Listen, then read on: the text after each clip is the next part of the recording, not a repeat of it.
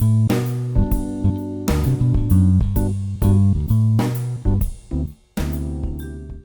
guys, it's Jo from Daisy, and today I'm going to be doing a demo of another one of our spooky stencils. So today is our Dead Tired Super Easy stencil. Our Super Easy, as you know, are the stencils that are the easiest to use. So they are basically just place, trace, instant spread.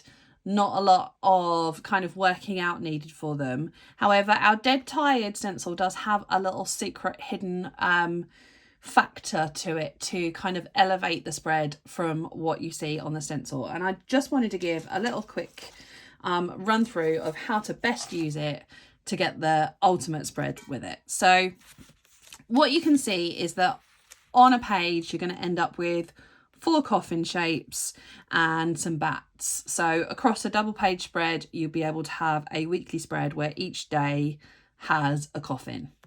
Words you never thought that you would ever need to say.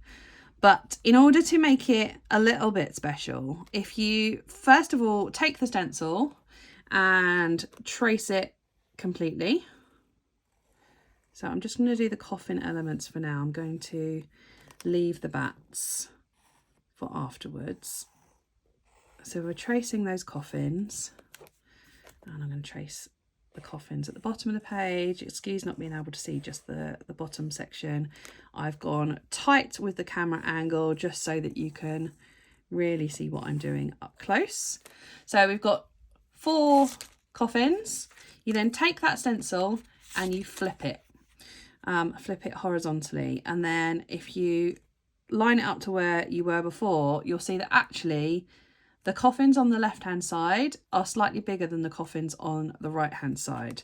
So if we trace those out again, what you end up with is something a little bit more intricate, bit of extra detail with kind of zero effort really, which is what we like. So now you've got little coffin lids, and then what we can do is lay that down and trace those bat shapes. So you just colour them in because you've got like basically the silhouettes of the bats flying across the page, and you've got the quickest spooky setup that you would ever wish to see, with some very cute little bats. There's loads of different ways that you could use this. It doesn't just need to be for a weekly spread. Perhaps it's to prioritise your to-do list. Perhaps you want to make a plan to do something, but you just want to make it spooky through the spooky months. Anything you would use boxes for is just using a coffin shape instead, really. Haven't really thought of anything non-Halloween that you might want to use it for. If you have any ideas, I would love to hear in the comments below. Sorry, I just realised that I've coloured all those bats in and you haven't been able to see what I've been doing because the camera is so tight. So let's move to a centre area so that you can see. So I'm literally just tracing, and you could do these with ink if you wanted to. That would also be quite cute. There's lots of ways you could embellish this. You don't need to use the bats either, you could just use the coffins. But when I was making the stencil, kind of wanted to add a little bit of decoration to the page. Obviously you could use spooky washi tape or stickers, spooky font, anything to kind of give it Halloween vibes.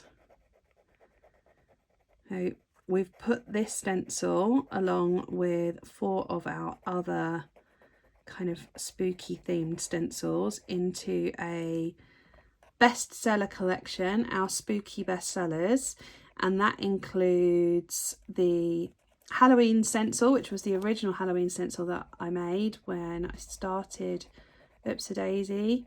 I think that one's from 2017, so it's an old design now, but still very, very usable. It's got lots of ghosts on it. And then we've got the Hocus Pocus stencil, which is inspired by one of my favourite movies of all time that I have to watch every spooky season, is the Hocus Pocus film. So that's in there. We've got Pumpkin Spice, which is a stencil dedicated to pumpkins and coffee, which is one of my personal favourites. We have put the Heptagon stencil, which has been something that the team have found particularly funny, that I included the Heptagon stencil in with the Halloween stuff. But my argument is that heptagons are the most spooky of all the shapes, because in my mind they are reminiscent of a spider web.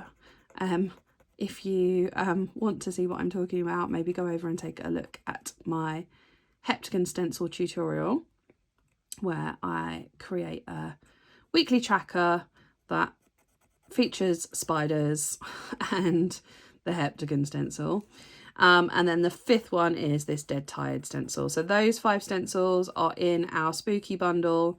They are over 30% off what the cost of the individual stencils would be.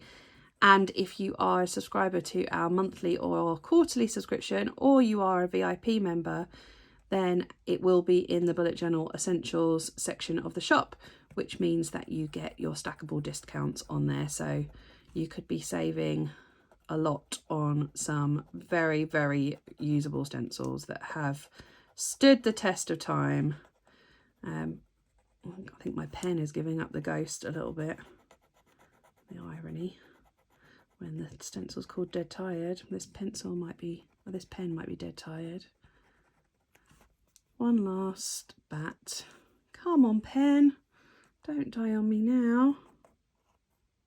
Yeah, it's gone. It's gone. Let me grab another one. I'm nearly done.